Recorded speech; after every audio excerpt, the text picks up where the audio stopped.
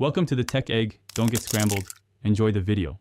You start by creating a safe, ventilated zone and confirming the paint type. Latex versus oil determines the remover. Once done, protect floors and furniture and wear gloves plus a respirator if needed. Next, test a discreet patch with rubbing alcohol.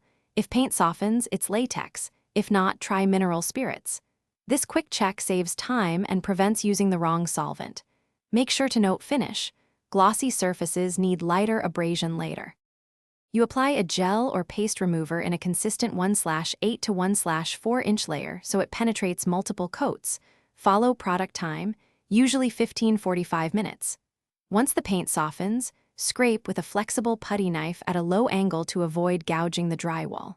For stubborn spots, reapply remover briefly and use a nylon scrub pad rather than metal to protect the substrate. After scraping, wipe the area with mineral spirits to remove. You finalize by sanding the surface smooth. Start with 120 grit to level edges, then 220 grit for a fine finish. Vacuum and use a tack cloth so dust won't show under primer.